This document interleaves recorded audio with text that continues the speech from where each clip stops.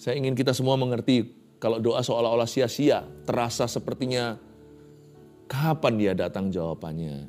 Kalau doa kita itu tidak kunjung melihat titik terang, tetaplah berdoa.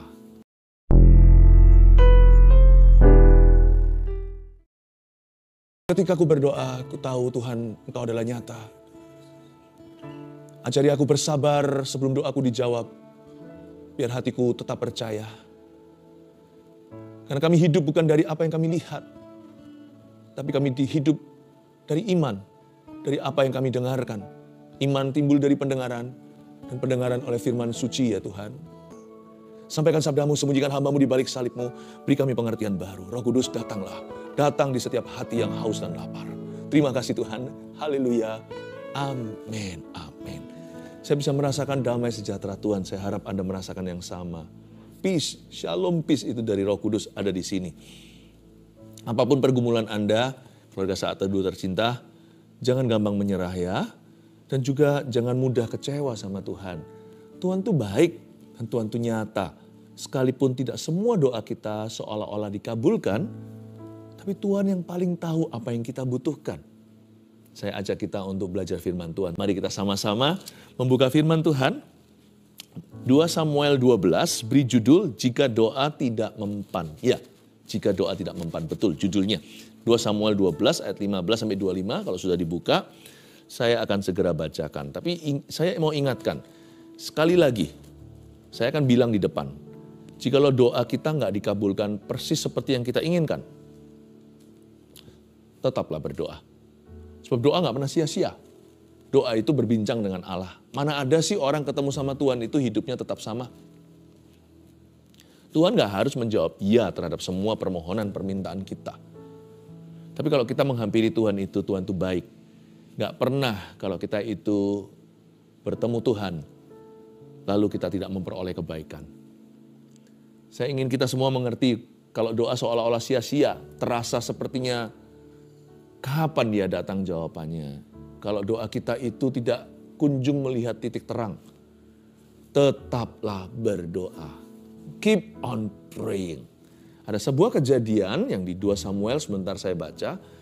Daud punya doa ditolak sama Tuhan. Tapi jangan kira Tuhan menolak Daud. Tuhan kasih dia berkat yang lain. Kita baca dulu ya ceritanya ayat 15 begini. Kemudian pergilah Natan ke rumahnya. Natan ini seorang nabi. Dan Tuhan menulahi anak yang dilahirkan bekas istri Uria bagi Daud sehingga sakit. Dengan sangat jelas di ayat 15, Tuhan di depan langsung terang-terangan menulahi anak yang dilahirkan. Dilahirkan siapa? Bekas istri Uria mengingatkan Daud akan dosanya. Bahwa ada perkara tertentu Tuhan tidak restu. Dan ini bekas istri orang diambil alias dirampas. Ini perjinahan terang-terangan. Ini di siang hari bolong pemberontakan melawan Tuhan. Pelanggaran yang vulgar terhadap firman Allah. Meskipun Tuhan sudah ampuni Daud, ada konsekuensinya. Tuhan tidak berkenan anak yang dilahirkan dari perjinahan ini. Dan Tuhan menulahi anak yang dilahirkan bekas istri Uria bagi Daud sehingga sakit. Kita nggak tahu sakitnya apa. Tapi yang pasti sakit keras karena 7 hari kemudian bayi ini mati. Sedih sekali, very sad story. Menurut saya bukannya Tuhan itu ambil nyawa orang, tapi anak ini daripada nanti tumbuh dewasa, tahu bahwa dia keluarnya dari wedlock atau keluar dari hubungan yang haram, keluar dari perselingkuhan, mendingan dia nyawanya sama Tuhan. Lebih baik rohnya bersama dengan Bapa. Tuhan itu berhak untuk memanggil kembali siapapun Tuhan memberi, Tuhan mengambil, terpujilah nama Tuhan. Tuhan yang kasih kita nyawa, Tuhan juga berhak untuk memanggil kita kembali ke hadiratnya. Dan Tuhan menulai anak ini sehingga sakit, dia sakit keras. Ayat 16. Lalu Daud memohon kepada Allah oleh karena anak itu. Ia berpuasa dengan tekun dan apabila ia masuk ke dalam, semalam-malaman itu ia berbaring di tanah. Ini doa secara ekstrim. Bukan doa biasa, dia masuk ke dalam kamarnya, semalam-malaman itu dia berbaring di tanah, Semalam-malaman itu pasti lewat 12 jam. Saya kasih bocoran, dia bukan hanya setengah hari atau malam hari itu sampai subuh. Daud itu berbaring di tanah berhari-hari akhirnya, karena 7 hari nanti. Kemudian setelah 1 minggu, ketika dia dengar bahwa anak itu sudah mati, barulah dia mau bangun dari lantai. Berarti ini doa sudah jangan dilawan. Doa Daud itu doa putus asa. Desperado dia. Dia berdoa dengan sungguh-sungguh. Sungguh-sungguh sampai postur tubuh. Dia nggak mau duduk kursi. Dia nggak mau duduk di ranjang. Dia duduk di tanah yang keras, the hard ground. Mungkin posisinya itu tersungkur begitu ya. Awal berlutut sampai tersungkur flat. Sampai rata di atas tanah, mukanya ke bawah. Nangis terus Tuhan dan merengek-rengek minta Tuhan berbelas kasihan. Minta Tuhan spare atau luputkan anak ini supaya anak ini hidup, supaya anak ini sembuh. Karena Daud tahu bahwa Allah itu berkuasa untuk menyembuhkannya. Dia memohon kepada Allah, ayat 16 dikatakan, oleh sebab anak itu. Ini yang namanya syafaat. Menurut saya, Daud sudah sepenuh hati. Daud sudah gunakan seluruh iman. Dengan segenap pengetahuannya tentang Tuhan, dia sudah masuk dari sisi manapun juga, dari angle atau sudut manapun juga, dari belas kasihan Allah. Dan juga dari janji-janjinya. Dia sudah lakukan apa yang dia bisa. Pasti dia ingat semua firman. Dia pasti ingat semua firman-firman di perjanjian lama yang dia pernah baca. Dia pasti satu-satu kutip. Dia lakukan semua teori doa. Bukan hanya berdoa. Daud juga berpuasa, nggak mau makan 1 mingguan. Ia berpuasa dengan tekun, berarti tidak bolong-bolong. Puasanya itu nggak sebentar makan, lalu nanti minum, lalu nanti puasa lagi, lalu pantang apa. Nggak tengah-tengah. Dia puasa itu totalitas. Kalau saya lihat ayat 16, ini sudah doa puasa yang sempurna. Saya jadi ingat kata-kata Yesus di perjanjian baru. Tuhan berkata begini, jenis ini nggak bisa diusir kecuali doa dan puasa. Doa aja nggak cukup, puasa sekalian. Daud lakukan kedua-duanya. Sudah doa, puasa lagi. Memohon kepada Allah, bersyafaat untuk anak itu. Anaknya dia, darah dagingnya, bersama dengan Batsheba. Ia berpuasa dengan tekun. Semalam-malaman berbaring di tanah. Seperti kesannya dia izinkan badannya merasa tersiksa. Nggak nyaman loh di atas tanah, apalagi dia ini raja. Udah nggak makan, perut lapar lagi. Letih, lesuh, lelah badannya itu pasti sakit semuanya di atas tanah. Belum lagi stres yang luar biasa, perasaan guilty, perasaan bersalah. Hatinya pasti gelisah, cemas, panic attack pasti ada. Atau tiba-tiba serangan fajar kegelisahan. Coba kita lihat ayat 17. Maka datanglah kepadanya para tua-tua yang di rumahnya untuk meminta ia bangun dari lantai. Mereka lihat begitu, abdi raja gak tahan. Baginda, baginda, tapi ia tidak mau naik, tidak mau mendengarkan mereka. Juga ia tidak makan bersama-sama dengan mereka. Bayangkan, sampai stafnya aja tidak tega.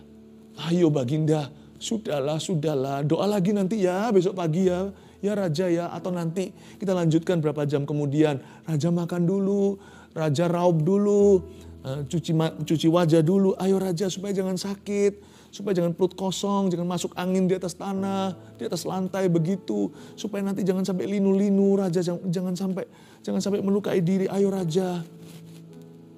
Daud tidak mau dihibur. Doa itu jangan setengah memangnya sih. Ada doa yang gak dijawab karena doa itu tanggung. Ada doa yang tidak dikabulkan karena dia gak serius memintanya. Kalau yang begituan, salahkan siapa kalau doa kita tidak mempan? Doa sambil HP-an, ya iya sih kalau memang itu waktunya untuk kita lagi chattingan. Tapi kalau kita doa sama Tuhan ya kita fokus lah ya.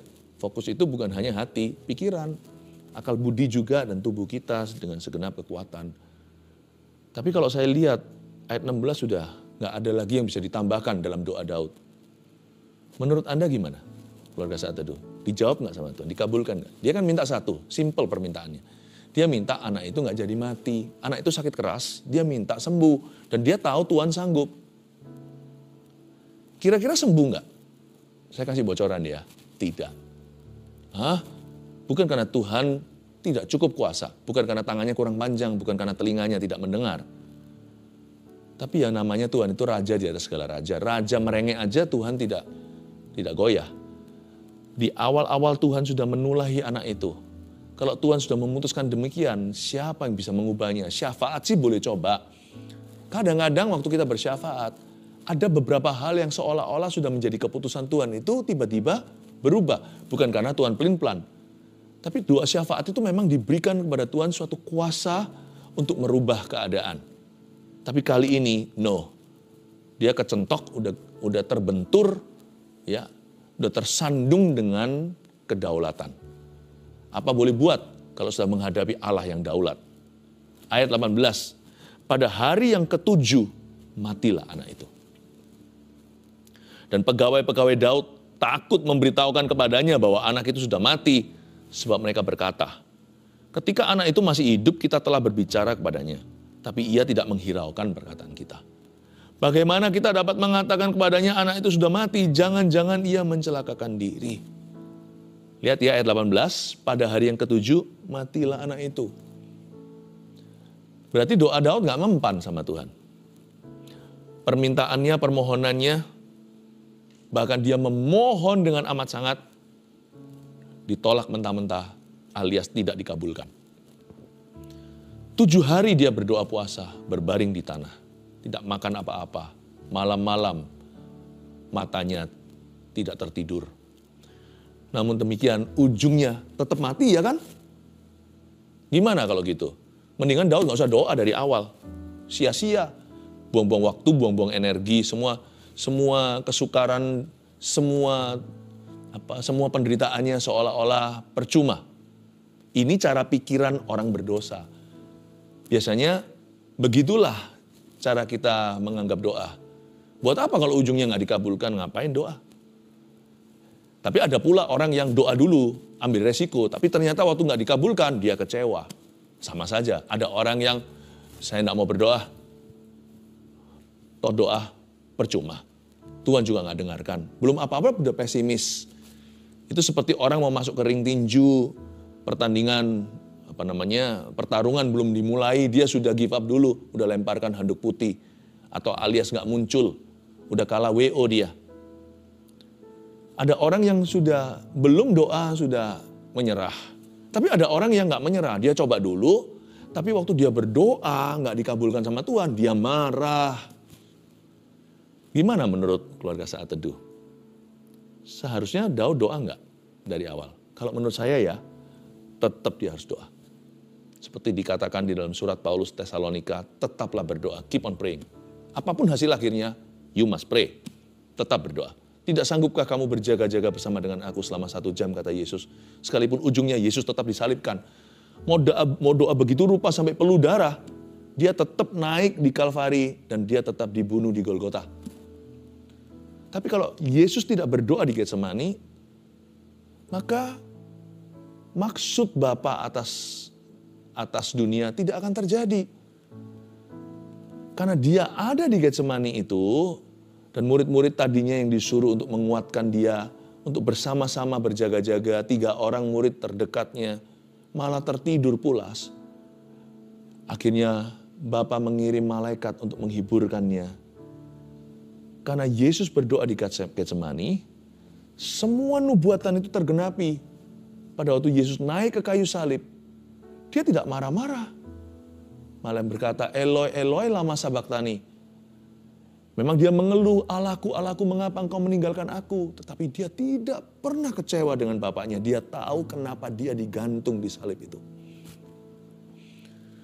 Dan ketika mereka hendak memberinya painkiller, anggur asam itu, Yesus gak mau karena Yesus harus merasakan sakitnya di salib demi kita. Kalau sampai Yesus meminum itu, Yesus berarti tidak fair. Berarti Tuhan tidak bisa menjadi Mesias penebus kita. Nanti kalau kita doa suatu hari, Yesus tidak bisa turut merasakan sakit kita dan penderitaan kita serta penolakan.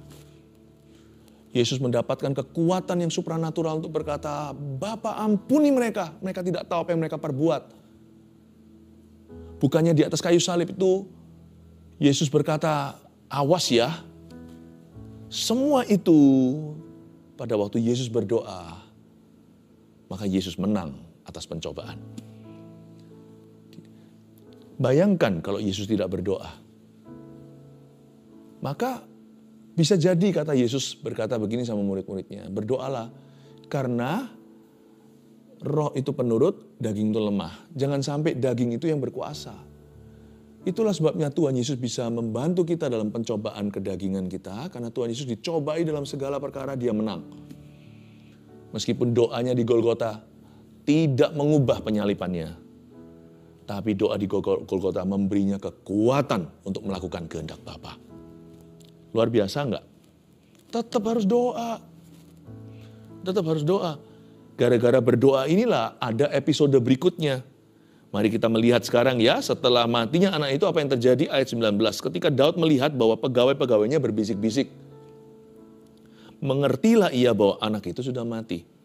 Lalu Daud bertanya kepada pegawai-pegawainya, sudah matikah anak itu? Jawab mereka, wah saya bisa merasakan satu kata ini dengan bergetar. Sudah. Karena mereka kan takut. Anak belum mati tadi, makan minum gak mau. Sekarang sudah mati, jangan-jangan dia bunuh diri. Tapi Daud itu bagus ya, punya kabinet yang sangat cinta sama dia. Bukan hanya loyal, bukan hanya takut, bukan hanya segan, tapi mengasihinya.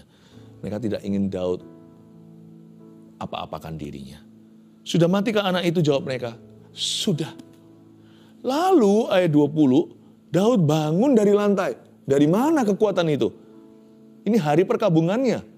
Hari pergabungan baru dimulai. Lalu Daud bangun dari lantai, ia mandi dan berurap dan bertukar pakaian. Ia masuk ke dalam rumah Tuhan dan sujud menyembah. Sesudah itu pulanglah ia ke rumahnya dan atas permintaannya dihidangkan kepadanya roti lalu ia makan. Ini bukan perayaan.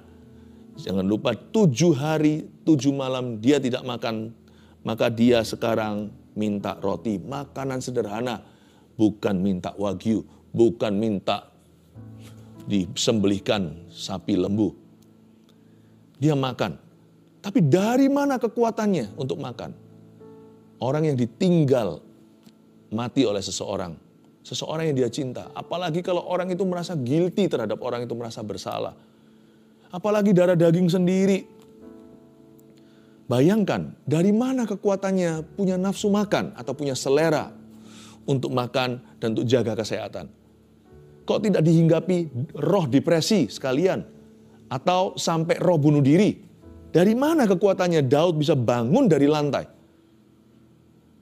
David got up. Dan ia mandi serta berurap. Lalu dia masuk ke dalam rumah Tuhan. Gak hanya bangkit berdiri. Sebelum dia makan. Ingat ya.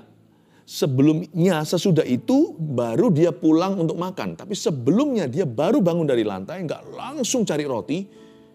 Dia masuk ke dalam rumah Tuhan dan sujud menyembah kepada Allahnya. Kerohaniannya kok bisa begitu ya? Sedangkan kita ini kalau sudah pernah bersalah aja sulitnya kembali ke Tuhan. Itu bukan karena Tuhan gak mau terima kita. Tapi kita itu malu menghadap. Daud ini kan pernah salah sama Batsheba. Ini semua dalam konteks perjinahannya dengan Batsheba. Bekas istri Uria itu. Dia diampuni. Kok bisa yakin pengampunan Allah? Kok bisa dia bangun dari lantai dengan begitu mudah? Lalu bisa menyembah Tuhan. Kok berani setor wajah? Dari mana rasa amannya pada Tuhan? Rasa percaya. Sekalipun Tuhan menghukum saya, dia tetap mengasihi saya dan dia masih punya rencana. Kalau kita jadi Daud mungkin sudah kepahitan. Meskipun kita tahu kita salah, ya sudah tinggalkan Tuhan sekalian. Bye-bye Tuhan. Sudah bersalah ya sekalian lah. Nasi udah jadi bubur. Teruskan. Aku ini sudah kotor. Ya sudah. Biar saya cebur sekalian ke dalam lumpur. Daud tidak. Dia punya kuasa berbalik. Dia punya kuasa kembali. Punya kuasa kebangkitan. Bisa bangkit dari situasi. Dan bangkit dari perasaan guilty. Perasaan kotor, perasaan tertuduh. Terus saya yakin semua setan satu neraka itu tuduh nenek moyang Kristus ini. Dia bisa bangun dari lantainya. Tidak gagah karena dia pernah bersalah. Tapi dia bangun dari lantainya. Dia berkata, sekalipun Tuhan barusan menghukum aku, hari ini hukuman mulai dijalankan. Aku harus berkabung untuk anak yang innocent itu atau yang tidak bersalah itu. Ini salahku. Tapi aku akan menghampiri Allahku. Dan aku akan mencintai dia. Dia tidak minta ampun lagi karena dia sudah pernah minta maaf. Dia datang sujud menyembah, mencium kakinya. Aku akan datang mengasihinya. Dan aku akan minta kepadanya untuk memberiku plan B atau rencana B-nya jikalau rencana A sudah hangus di hadapannya. Dari mana kekuatan iman itu? Bahwa aku akan tetap berjalan di negeri orang hidup bersama dengan Tuhanku. Tuhanku ngamuk memang, marah, murka soal ini. Tapi Tuhan, aku tahu, sebab aku tahu bukan karena orang beritahu. Aku tahu, aku mengerti, aku tahu dari hati. Bahwa Allahku masih akan memberikan kepadaku masa depan penuh pengharapan. Dan bahkan rencananya hari ini atasku adalah damai sejahtera. Saya kagum kekuatannya. Kekuatannya bukan dari roti. Di ayat 20 terakhir baru dia makan. Sebelumnya dia menyembah dulu. Sebelum menyembah tentunya harus bangun dari lantai terlebih dahulu. Menurut saya semua kekuatan tadi itu, yang saya sebutkan barusan, dari doanya. Dari puasanya. Memang doa tidak memperoleh apa yang dia inginkan. Tapi gara-gara doanya itu dia memperoleh kekuatan yang supranatural untuk menghadapi situasi ini dan sanggup untuk move on, untuk bisa melanjutkan kehidupannya. Doalah yang memberikan kepada kita otot-otot rohani untuk melangkah satu langkah lagi padahal kita sudah nggak sanggup lagi secara manusiawi. Tapi kita masih bisa melangkah satu langkah, dua langkah dan masuk lagi ke dalam rencana Allah yang sempurna. Saya merinding ngomong begini. How powerful prayer is. Tapi doa seringkali disalahpahami, salah mengerti. Doa itu asosiasinya hanyalah pengabulan. Kenapa doa juga tidak asosiasikan dengan penguatan dan pemahaman yang baru dari Tuhan? Berkatalah pegawai-pegawainya kepadanya ayat 21, apakah artinya hal yang kau perbuat ini? Pegawai-pegawainya semuanya bingung karena mereka nggak doa. Mereka hanya nonton saja, makanya Daud mengerti, sedangkan pegawai-pegawainya bingung semua. Daud punya perspektif ilahi, pegawai-pegawainya semuanya gigi jari. Apa maksudnya ini? Oleh karena anak yang masih hidup itu, engkau berpuasa dan menangis. Tetapi sesudah anak itu mati, engkau bangun dan makan. Jawabnya, kata Daud, lihat ya perspektif Allah. Selagi anak itu hidup, aku berpuasa dan menangis. Karena pikirku, logis sekali. Realistis. Siapa tahu Tuhan mengasihani aku sehingga anak itu tetap hidup. Ini bukan berarti coba-coba. Daud gunakan imannya. Tapi dia tahu imannya yang sempurna pun tidak bisa memanipulasi Allah. Allah yang punya hak bebas. Kata terakhir itu ada pada Tuhan. Tetapi sekarang ia sudah mati, ayat 23, mengapa aku harus berpuasa? Dapatkah aku mengembalikannya lagi? What a heart, hati yang luar biasa. Aku katanya yang akan pergi kepadanya. Aku yang akan pergi ke baby itu. Tetapi ia tidak akan kembali kepadaku. Coba kalau Anda baca ayat 23 ada sesuatu yang aneh. Kalau kita tahu latar belakang Alkitab. Di perjanjian lama belum ada konsep sorga atau hidup kekal. Di perjanjian baru di dalam pengajaran Yesus ada itu. Lalu setelah kebangkitan. Orang-orang zaman dulu nggak ngerti. Dikira kalau mati ya sudah, ya tempat dikembalikan pada nenek moyangnya. Tapi kok bisa Daud berkata, aku akan pergi kepadanya, seolah-olah pergi ke sebuah tempat. Belum ada pewahyuan di perjanjian lama tentang sorga seperti yang kita mengerti di perjanjian baru. Tapi Daud bisa berkata, I will go to him. Aku akan pergi kepadanya. Tetapi ia tidak akan kembali kepadaku. Dia berkabung dengan pengharapan. Dari mana pewahyuan itu kalau bukan saat-saat dia puasa, berdoa. Itu loh, doa yang kita anggap tidak mempan. Ternyata doanya mempan ya. Efek sampingnya lebih hebat daripada efek utama yang dicari oleh Daud semula dia berdoa. Kemudian Daud ayat 24. Ini lebih hebat. Kemudian Daud menghibur hati Batsheba istrinya.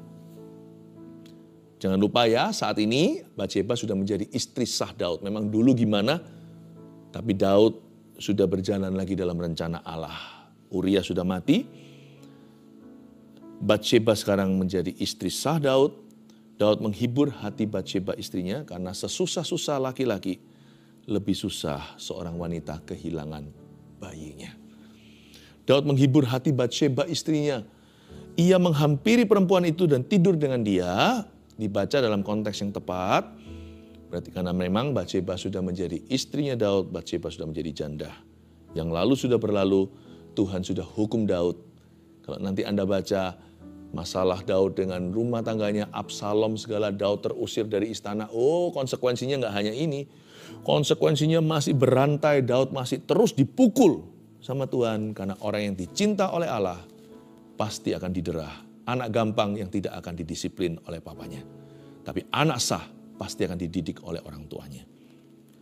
Dan Daud menghampiri perempuan itu dan tidur dengan dia. Dan perempuan itu melahirkan seorang anak laki-laki. Lalu Daud memberi nama Salomo kepada anak itu. Tuhan mengasihi anak ini. Anak pertama Daud dan Batsheba mati. Anak kedua itu Salomo. Kalau Daud tidak berdoa, nggak dapat Salomo kali. Bukan hanya dapat Salomo. Dan ayat 25 dikatakan, dan dengan perantaraan Nabi Nathan, nabi yang sama yang menegur Daud, nabi yang sama yang mengekspos dosanya, dan dengan perantaraan Nabi Nathan, ia menyuruh menamakan anak itu, yaitu Salomo, namakan dia Yedija. Oleh karena Tuhan. Yedija artinya yang dikasihi oleh Tuhan.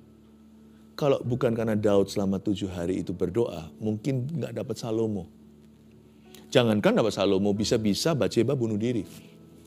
Tapi Daud menempatkan diri di dalam posisi untuk menolong orang yang susah. Dalam hal ini istrinya sendiri. Tapi kalau dia nggak berdoa, mungkin korbannya 2. Bukankah kalau misalnya istrinya itu mau bersalin, laki-laki ada di sampingnya. Jika lo boleh masuk ya. Kalau enggak, sebelum masuk ke ruang operasi atau ruang bersalin, dia bisa menguatkan. Nah, bayangkan nggak lucu kan kalau semuanya yang perempuannya lagi sedang kontraksi sakit sekali, lalu suaminya panik sendiri juga ikut pingsan. Dalam hal ini, tolong suami janganlah memposisikan diri sebagai korban. Kita harus menjadi kekuatan untuk orang lain meskipun sama-sama kita tegangnya. Ini sama-sama stresnya, tapi Daud bisa menghibur hati istrinya. Itu apalagi kalau bukan karena doa-doanya 7 hari itu. Dia udah selesai, dia settle dalam hatinya. Semua perasaan guilty udah dipakukan di Kalvari. Tapi dia bisa menghibur hati Batsheba istrinya. Kalau dia nggak berdoa, mungkin sama-sama pingsan.